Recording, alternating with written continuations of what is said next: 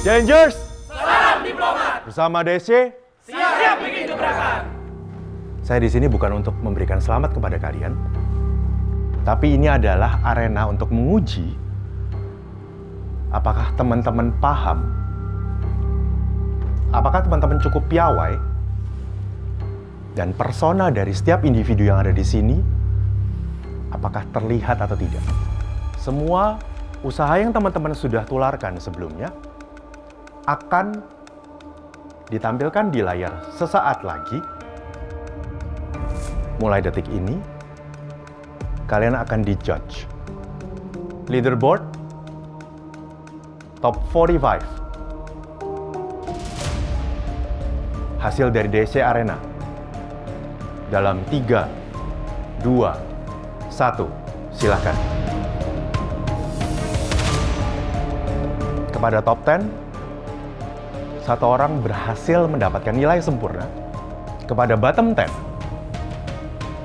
gap skor yang terbawah ternyata cukup jauh. Untuk membuktikan diri layak menjadi seorang founder, para challengers harus melewati 7 games dan 1 final game di Founders Arena. Setiap game dirancang untuk menguji keputusan bisnis di bawah tekanan dan bagaimana mereka menerapkan pembelajaran dari DSC Arena ke situasi nyata. Karena hanya yang mampu menghadapi setiap tantangan dengan visi dan keyakinan yang benar-benar layak disebut founder.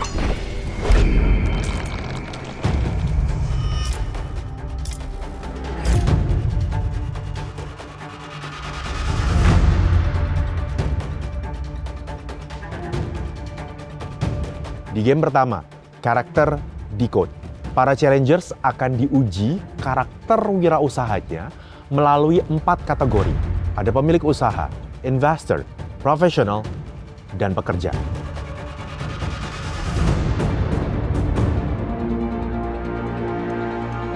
Kita ngejawab ada banyak banget pertanyaan dan itu tuh sebenarnya nggak ada benar dan salah. Disuruh jawab kayak apakah kita netral, tidak setuju atau sangat setuju sama hal tersebut gitu. Dan aku jadi berusaha menilai diri aku tuh kayak gimana sih gitu, kayak kalau dihadapkan sama situasi tersebut.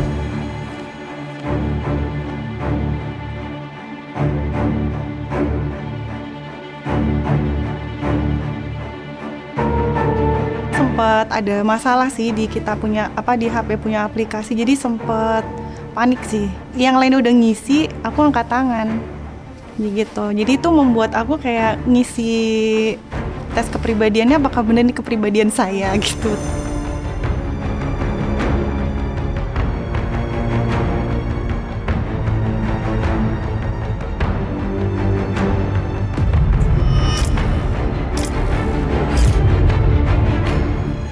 Tadi waktu tes kepribadian itu hasil tes yang keluar adalah pemilik usaha.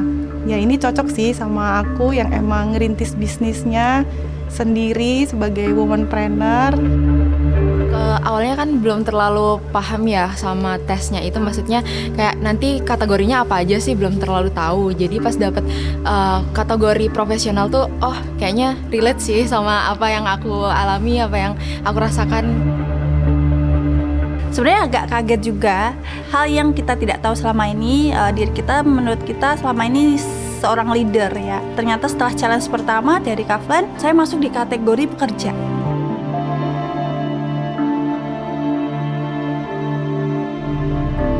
Aku tuh dapat kategorinya tuh investor, jadi kayak aku bertanya-tanya lagi sama diri aku kayak apa aku tidak cukup mengenal diri aku ya. Aku pikir selama ini aku tuh memang business owner banget gitu, tapi ternyata ada di sisi investor dan aku jadi semangat banget untuk semakin cari tahu lebih dalam lagi.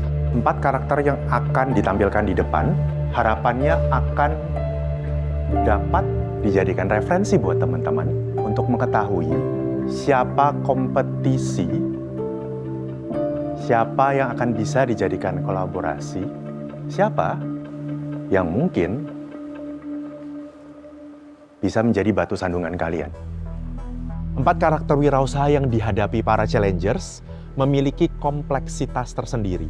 Dan bukan berarti bahwa satu karakter membuat mereka tidak layak menjadi founder. Pola perilaku manusia adalah gambaran yang kompleks, tersusun dari banyak hal yang saling terhubung, dan membentuk jutaan pola yang saling berkaitan dan terus berkembang. Lalu apakah hasil game ini akan mempengaruhi proses pembuktian para challengers sebagai founder?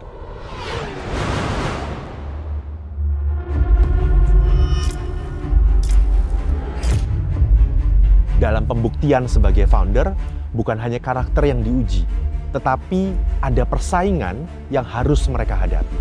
Dan disinilah semuanya dimulai. Game kedua, The Founders Race.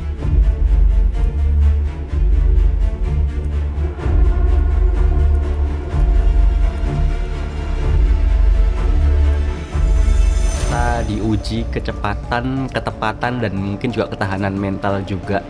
Jadi kita diberikan 150 pertanyaan seputar bisnis, di mana nanti setiap benar itu akan naik satu peringkat dan setiap salah itu akan turun ke peringkat bawahnya.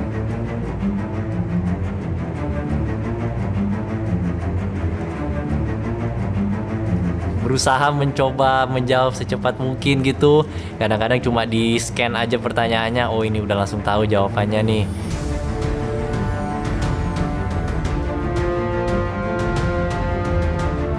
Sempet stuck karena ke-refresh lagi gitu, jadi kayak ini panik kan dari segi time juga, terus habis itu kayak ini Kak, kurang teliti juga sih mungkin bacanya. Salah satu alasan kenapa saya sempat stuck di 6 bulan itu juga gara-gara kurang teliti sebenarnya, gara-gara terlalu udah mau finish nih, kejar, tahu-tahu malah balik lagi, naik lagi, balik lagi gitu.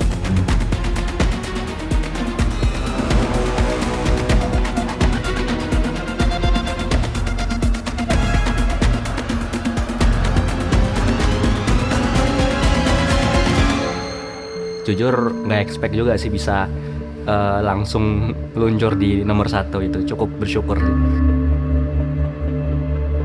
Mencoba menjawab secepat mungkin sambil mencoba berkonsentrasi penuh pada pertanyaannya gitu, dan ya syukurlah setidaknya masih bisa lolos semua, terjawab semua, dan masih bisa jadi dapat peringkat juga.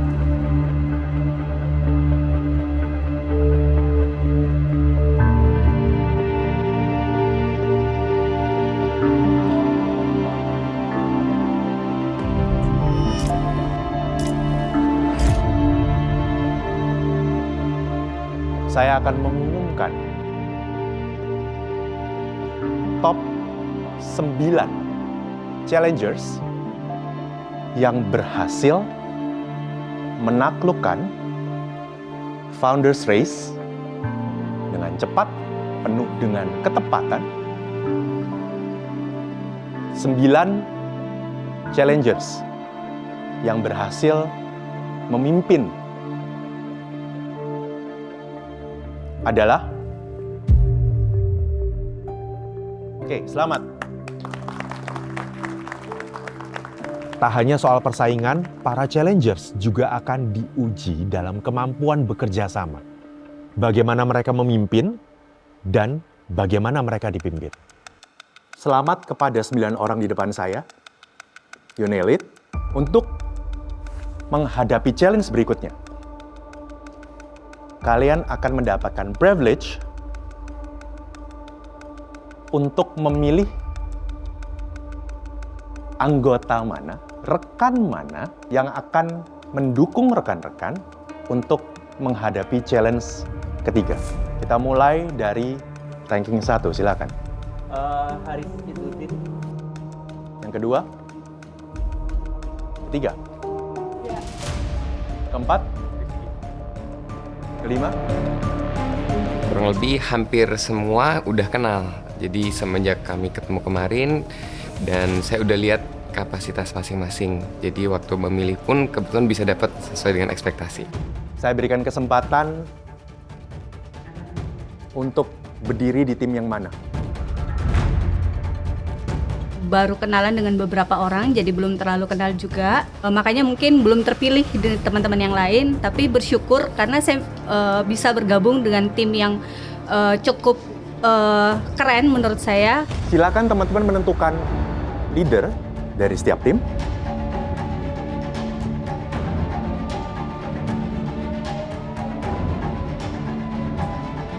Aku udah sempat sampaikan juga ke teman-teman semua bahwa even though aku dipilih sebagai tim leader, kembali lagi kami semua di sini adalah setara.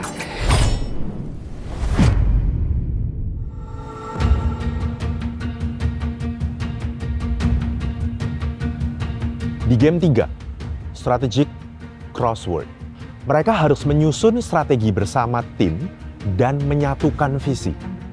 Karena di dunia nyata, seorang founders tidak bisa berjalan sendiri. Para challengers masih harus melewati tantangan lain untuk membuktikan bahwa mereka benar-benar layak menjadi founder.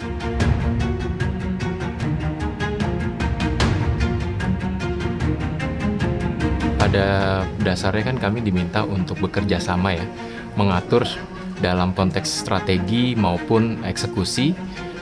Pertama pasti siapa yang membagi, siapa yang akan ke ruang yang dibilang lebih mudah, menengah, sampai lebih susah.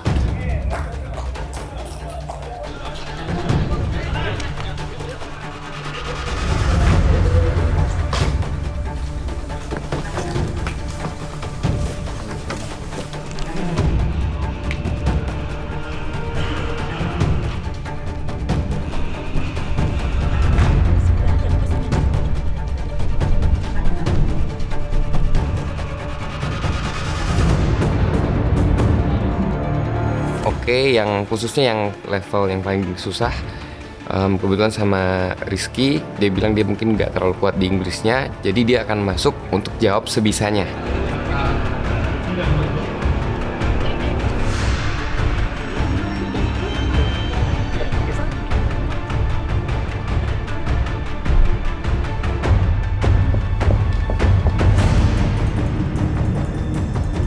Kita pernah mempelajari itu. Jadi mungkin ada beberapa, but almost semuanya itu sulit bagi gue ya.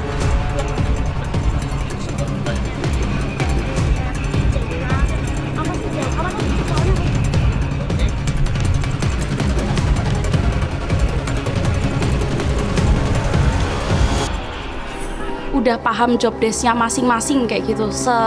Selama briefing pertama sama ketua kayak gitu, jadi emang udah langsung jalan kayak gitu. Udah langsung nggak yang berbelit-belit gitu sih.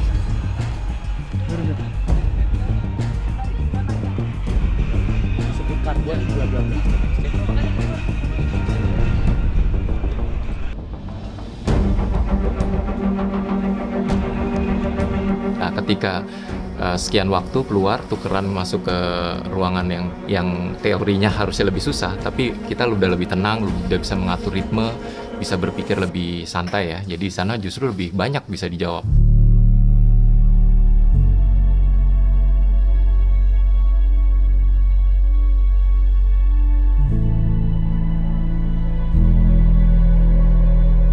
Kalau misalkan di breakdown per game di challenge 1 jelas kita belajar soal gimana kita merefleksikan diri kita sebagai entrepreneur, karena ya balik lagi mungkin kita merasa diri kita adalah seorang business owner, tapi ya bisa jadi dalam karakter kita ya memang betul kita bisa jadi business owner, cuma kita mungkin stylenya style yang pekerja yang masih terlibat di keputusan teknis. Kalau challenge kedua yaitu tadi 3 hal, kecepatan, ketepatan, dan juga ketahanan. Sama yang ketiga yang paling penting, challenge ketiga itu teamwork sih. Karena bareng tim, alhamdulillah tadi sempat punya privilege juga untuk pilih tim dan dapet tim yang sangat-sangat solid dan kompak juga. Kita harus bisa menempatkan diri dan beradaptasi dengan secepat mungkin ya. Yang pertama, kita dituntut sebagai individu yang benar-benar super ketika jumping ke game berikutnya, khususnya 2 ke 3 ya. Di game ketiga itu kita harus benar-benar tetap menjadi semua tetap mengeluarkan kita sebagai pemimpin, tapi pemimpin yang sama-sama harus melihat kapasitas masing-masing yang ada di tim gitu ya. Dari yang benar-benar super individualis sampai akhirnya harus menjadi tim yang super solid gitu.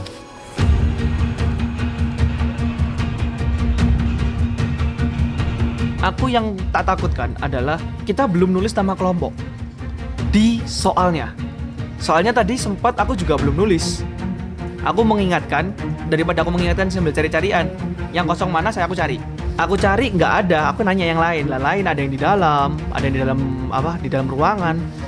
Terus aku tanya juga yang di luar itu, mereka juga kalau nggak salah sudah nulis deh. Nah, itu yang sulit. Setiap tahap membawa ujian baru yang menuntut ketajaman berpikir, ketahanan, dan konsistensi dalam bertindak.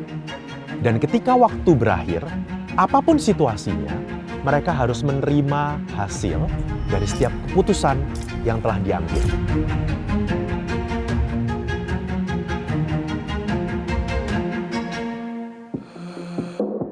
Disuruh cari 5 kartu. Nah, terus akhirnya ketika kartunya tidak sesuai, kita trading. 5 ada 2. Oke, silakan dibaca dulu. Akhirnya dari 5 yang kita dapat itu perlu diubah kan. Ubahnya itu belum tentu kartu kita ketika kita jual laku, belum tentu harga kita dapat kartu yang kita butuhin itu murah.